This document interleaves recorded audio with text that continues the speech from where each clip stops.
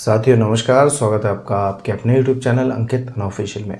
दोस्तों आज हम लोग बात करने वाले हैं उस टॉपिक के ऊपर जो टॉपिक हमारे चैनल या हमारी वीडियो से जुड़ा हुआ बिल्कुल नहीं है, लेकिन उस टॉपिक को इसलिए मैंने चूज़ किया कि वो आज हमारे इस समाज में, हमारे देश में और बढ़ते हुए दौर को देखते हुए वो क्राइम इतनी तेज़ी से बढ़ रहा है कि उस पे मुझे ऐसा लगा कि हम लोगों के बीच में एक डिस्कशन होना चाहिए। कुछ लोग सूचना के अभाव में इससे बहुत ज़्यादा प्रभावित हो जाते हैं, कई लोगों के साथ बड़े बड़े हादसे हो जाते हैं, कांड हो जाते हैं। तो क्यों ना ये चीज़ एक बार को डिस्कस हो पाए, ताकि अगर मेरी वजह से या हम सब दोस्तों की वजह से किसी की मदद हो पाए तो वो बहुत अच्छा होगा। दोस्तों अभी हाल ही में मेरे एक दोस्त हैं, थोड़े दूर की जान पहचान है, उनके साथ ये हादसा हुआ और ये हादसा भी उन्होंने तब डिस्क्लोज़ किया जब सारी चीज़ें ख़त्म हो गई। क्योंकि दोस्तों इस टाइप के क्राइम में, इस टाइप के हादसे में बड़ी बड़ी चीज़ें लोगों के साथ हो जाती हैं और वो लोगों के साथ साझा नहीं करना चाहते, बिल्कुल भी किसी को बताना ही नहीं चाहते। मैं बताता हूँ दोस्तों ये साइबर क्राइम किस टाइप का क्राइम है और किस टाइप की यहाँ पे आज के टाइम में एक्टिविटीज़ हो रही हैं। दोस्तों तकरीबन रात के 9:30-10 बजे जब नॉर्मल व्यक्ति के लेटने का समय हो जाता है तो उस टाइम मेरे दोस्त के पास एक कॉल आता है। उस कॉल में एक सुंदर सी लड़की होती है और ये फेसबुक के द्वारा कॉल आती है। अब जाहिर सी बात है, किसी की कॉल आती है तो हमें कॉल अननोन व्यक्ति की कॉल उठानी नहीं चाहिए। यहाँ पे दोस्तों बात मैं आज थोड़ी खुल के करने वाला हूँ, क्योंकि यहाँ पे कोई शर्म वाली बात नहीं है। अगर हम यहाँ पे शर्माएंगे बताते हुए तो हमारे भी किसी भाई या दोस्त के साथ ऐसा बड़ा हादसा हो सकता है। और इन लोगों का गैंग इतना एक्टिव होता है कि आप लोगों की फीलिंग्स, आप लोगों की इज्जत का इतना बड़ा फ़ायदा उठाते हैं कि अंततः व्यक्ति सुसाइड करने तक पे मजबूर हो जाता है।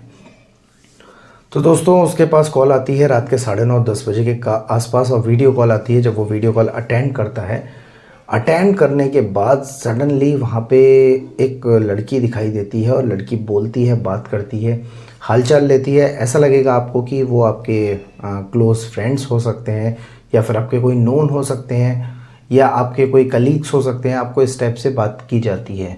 बात करते करते कुछ देर बाद वो लड़की कुछ अश्लील हरकतें करना स्टार्ट कर देती है। अब अगर यहाँ तक कोई लड़का कंट्रोल करता है और कॉल कट कर देता है तो कोई प्रॉब्लम की बात नहीं है। लेकिन अगर आप वहाँ पे रुके हुए हैं, ये बोथ साइड चीज़ें बता रहा हूँ मैं, अगर लड़की है और लड़का है, दोनों पे ये साइबर क्राइम एप्लीकेबल होता है। अगर कोई महिला है तो उसके पास वीडियो कॉल में लड़का आएगा और अगर कोई लड़का है तो उसके पास वीडियो कॉल में महिला आएगी। अच्छा दोस्तों, इन लोगों के पास जो ये काम करने वाले लोग होते हैं, जैसे जो इनके वर्कर्स होते हैं साइबर क्राइम वालों के, वो भी बेहद खूबसूरत होते हैं। मैं उनकी बात यहाँ पे कहूँगा क्योंकि मेरे दोस्त ने वो कंटेंट मुझे भी दिखाया था। वही देखने के बाद मैं इस नतीजे पे पहुँचा हूँ जो मैं आप लोगों के साथ डिस्कस कर रहा हूँ।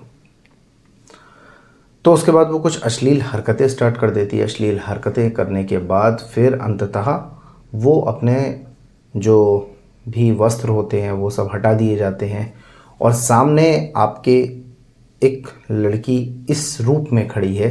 अब आप भी वहाँ पे हैरान रह जाएंगे कि ये किस टाइप की व्यक्ति है, क्या है जिसने वीडियो कॉल मुझे पहली बार की और इस टाइप से अपना रूप बना लिया। अब यहाँ पे दोस्तों आपने केवल, उसने इतना काम किया और आप उसको देखते रहे, आपने कुछ एक्टिविटी भी नहीं दी। उसके बाद आपसे कुछ समय के बाद, मुश्किल से 5 या 10 मिनट के बाद, आपके फेसबुक पे, मैसेंजर पे आपको एक वीडियो सेंड कर दी जाएगी। उस सेंडेड वीडियो में आप बड़े रूप में दिख रहे होगे, जैसे वीडियो कॉल में आपने देखा होगा कि सामने वाला बंदा हमें बड़े रूप में दिखता है और हम साइड के छोटे रूप में दिखते हैं। तो यही कंटेंट को डिफरेंट मोड में करके कि आप बड़े दिख रहे हैं और सामने वाला बंदा छोटे मोड में दिख रहा है, तो ये आपको स्क्रीन रिकॉर्डिंग करके सेंड कर दी जाती है मैसेंजर पे। जब आप अपना इस वीडियो को देखते हैं तो आप थोड़ा सा घबरा जाते हैं कि भाई मैं इस नज़र से देख रहा था कि मुझे लगा पता नहीं कौन है, लेकिन मुझे ये पता ही नहीं था कि इसकी रिकॉर्डिंग भी हो रही है। अब उसके बाद जब आपके पास कंटेंट आ जाता है, आपको सेंड कर दिया जाता है, अब आपसे डिमांड की जाती है।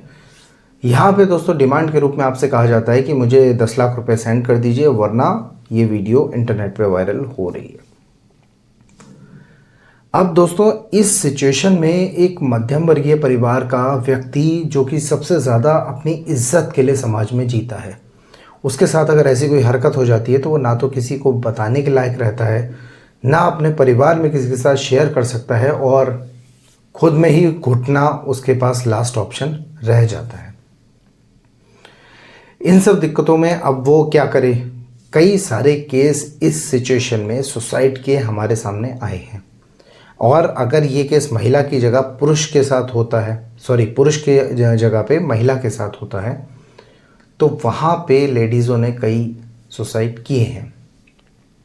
उत्तर प्रदेश के हाथरस ज़िले में अभी ये हाल ही में केस हुआ है जिसमें एक महिला शिक्षिका थी, उनकी बेटी के साथ ये कांड हुआ था, और वहाँ पे जब वीडियो रिकॉर्डिंग हो गई थी तो ये वीडियो उनकी मम्मी यानी कि महिला शिक्षिका को और साथ ही साथ बेटी दोनों को सेंड की गई थी, और साथ में ये लिख दिया गया था कि हमारे रैकेट में काम करती हैं और अब भविष्य में हम इनके साथ काम नहीं करना चाहेंगे क्योंकि ये किसी और रैकेट को भी सपोर्ट कर रही हैं।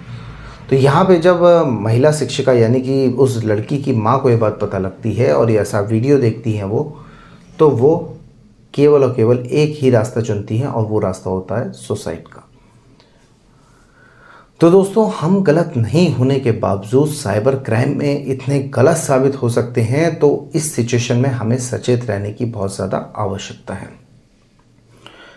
कई सारे इसमें केस ऐसे आए हैं जिसमें व्यक्ति ने सुसाइड भी किया है, साथ ही साथ सुसाइड नोट में लिखा भी कुछ और है, ये भी नहीं शो किया कि मैं किस वजह से मर रहा हूँ। तो ये दोस्तों एक बहुत बड़ा संगीन मुद्दा हो चुका है और बहुत बेहद गंभीर रूप का मैटर है।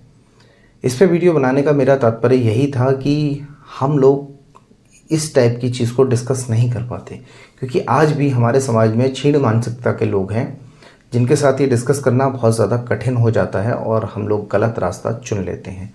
यहाँ पे अब बात करते हैं समाधान की, तो यहाँ पे 2 समाधान हैं। अगर मैं समाधान पहले की तरफ जाऊँ तो पहला समाधान यहाँ पे ये कहता है कि इस टाइप की कोई भी वीडियो कॉल आए तो आपको अटेंड करनी ही नहीं है। स्टार्टिंग में अगर आपको लगता है कोई शायद जान पहचान का है, कोई नोन व्यक्ति है, और अगर इस टाइप की हरकतें फिर वो स्टार्ट कर देता है, आपको वहीं पे वीडियो कॉल कट कर देनी है और पर्सन को ब्लॉक कर देना है। दूसरा रास्ता ये होता है कि यदि सपोज़ आपने सब कुछ देख लिया, आपने full time video call attend रखी, उसके बाद यदि आपके पास कोई ऐसा कंटेंट भेजता है, वीडियो रिकॉर्डिंग करके भेजता है, तो वहाँ पे डरना नहीं है, घबराना नहीं है, किसी भी टाइप की कोई एक्टिविटी नहीं देनी है, साइलेंटली ब्लॉक कर देना है। फिर आपके पास कॉल्स आनी स्टार्ट हो जाती हैं, क्योंकि इन लोगों का बहुत बड़ा एक गैंग होता है।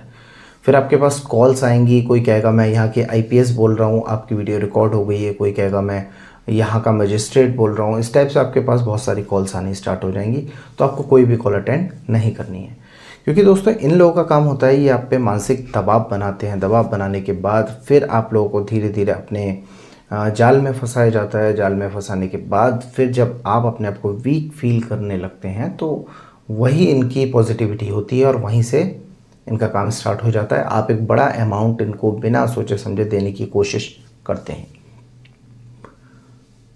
तो यही था दोस्तों पूरा केस। यहाँ पे जिस व्यक्ति के बारे में मैं आप लोगों को बता रहा था, उन व्यक्ति ने 5 लाख रुपए का पेमेंट किया है। उसके बाद इनसे 10 लाख की डिमांड की गई थी। 10 लाख जैसा बड़ा अमाउंट ये देने में सक्षम नहीं थे। वहाँ पे इनको ऐसा लगा कि अब मुझे अपने परिवार के साथ ये चीज़ शेयर करनी चाहिए।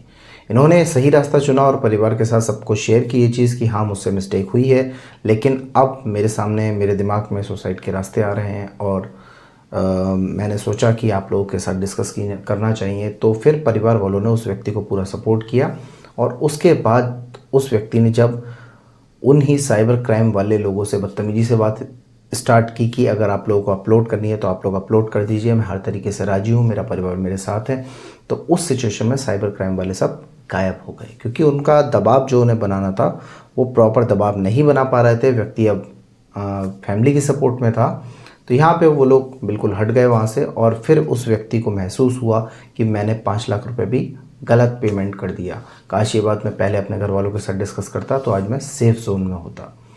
फिर भी दोस्तों यहाँ पे पैसे की चोट लगी, आदमी ने कोई गलत फैसला नहीं उठाया, कोई गलत कदम नहीं उठाया।